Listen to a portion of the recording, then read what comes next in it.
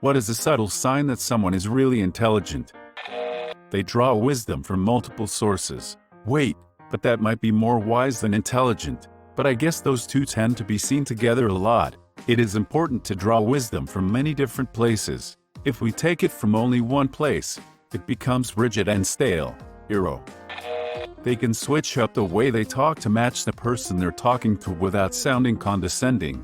They listen to how others learn and explain it in that person's language of understanding. Talking to people, as if they're intelligent at their level and without being condescending or even letting on that it's lower than their level. I used to work with the doctor, Tom Howard, and the day I realized he was a genius was the time he guessed every single condition a patient of mine had based on minute pieces of information about him. Let me guess, it's not lupus. They are curious about everything. To be intelligent, you need to be knowledgeable, and you can't be knowledgeable if you are never curious. You can memorize a bunch of random facts and repeat them.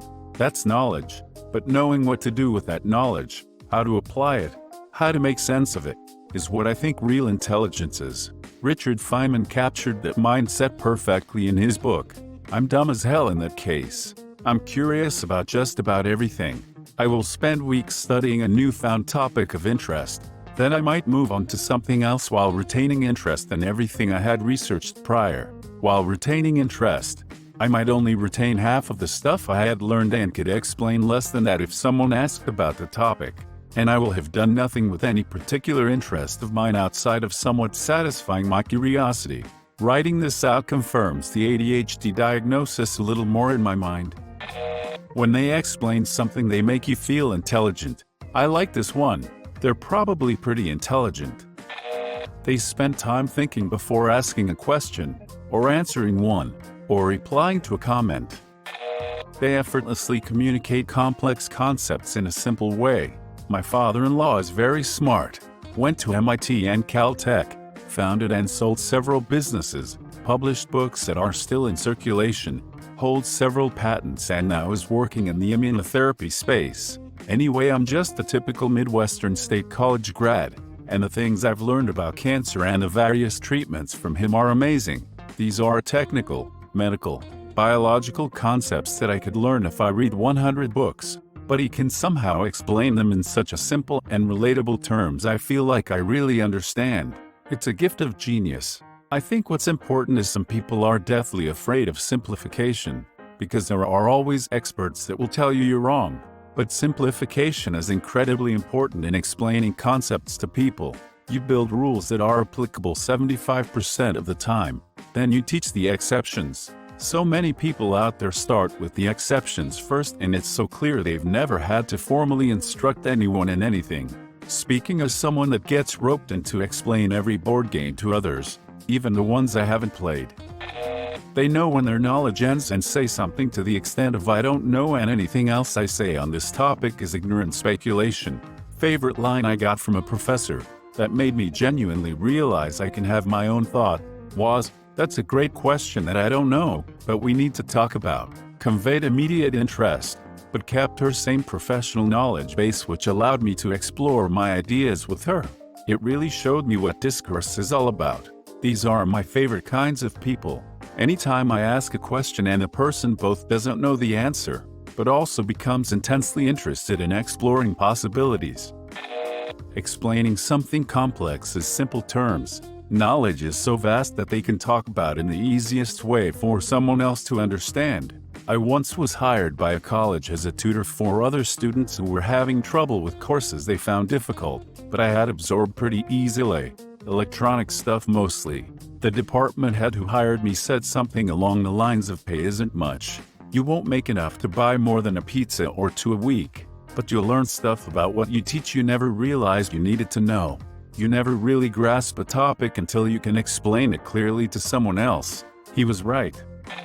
Massive alien forehead. Does receding hairline count? Yeah, mate. Forehead flashing. They can ask really good questions.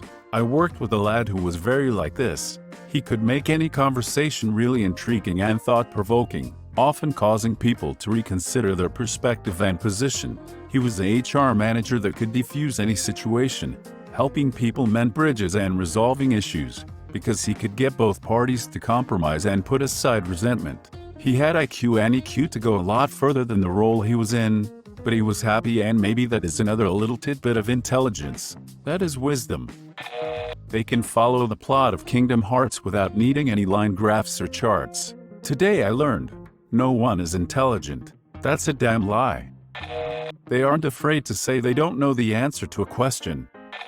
They apply knowledge from one realm into a new and relevant situation. For instance, one person described a situation, might have been on Reddit, where they were a new assistant in an academic research lab and fixed a snag that stumped all the senior researchers, including the professor.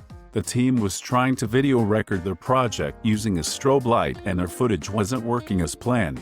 When no one else made progress at diagnosing or solving the problem, the most junior individual spoke up and suggested that the strobe could be out of phase. They remembered that video typically records at a rate of 24 frames a minute second. Thanks for the correction, and explained that, along with suggesting a change to the strobe's flash rate so it would coincide with the recording. This worked, and it really raised up that individual's reputation within the group. Inwardly, they were almost embarrassed about the source of this knowledge. They had a gaming hobby back in high school, and had taken some video footage of that, and discovered the standard frame rate while playing around in editing software. But they remembered the detail years later and realized it made a difference in a completely different context. That is intelligence. 24 frames a minute. I'm sure you mean per second, my good sir. 24 frames a minute can hardly be called a video. They admit to changing their mind about something. I'm not sure if this marks brilliance, but the inability to change your mind when presented with new evidence is absolutely ignorance. But it's so much easier to just assume the new information is BS and I was right all along. They can genuinely consider an idea which opposes their worldview without necessarily accepting it. I've got a bone or two to pick with Aristotle, but I can vibe with his misquoted "It is the mark of an educated mind to be able to entertain a thought and not accept it." Frick, that's the worst thing about my roommate.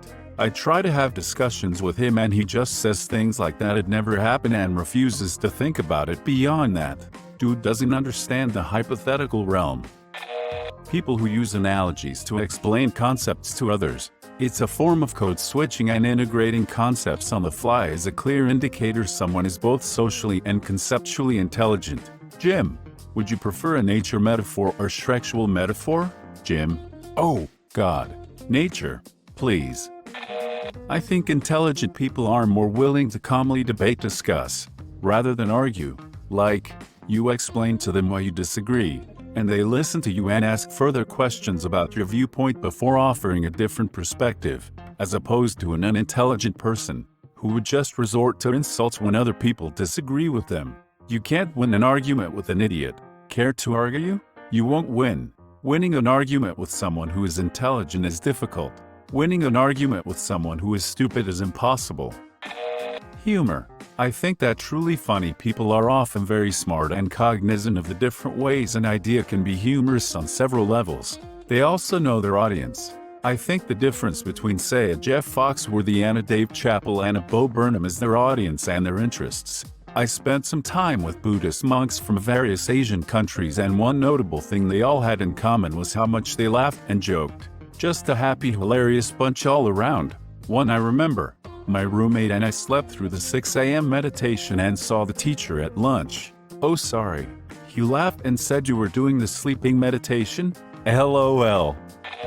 Admitting when they're wrong and being willing to learn from mistakes. I feel like this is more the wisdom stat than intelligence. They say they love learning and they learn something new every day. Then they listen more than talk. Yes. And they ask questions about new topics that come up in conversation rather than seem threatened that the conversation left their domain. And their questions are thoughtful. They're logical, and they find out more information rather than believing something right away. You shouldn't ask Reddit about intelligence. They don't open up threads like these hoping to find comments that fit how they see themselves. Yeah, I see looking through these comments. They don't brag about it. They understand what you're saying before you're even done with your explanation. I think this can go both ways. I have to remind myself not to jump to conclusions in conversation regularly. It can also come off as rude. You can honestly just tell by their vibes, the way they compose themselves, talk, write, think, explain, etc. What I find the most interesting is that intelligent people, in my experience, are more likely to be less cold fact-driven and more theoretical and creative.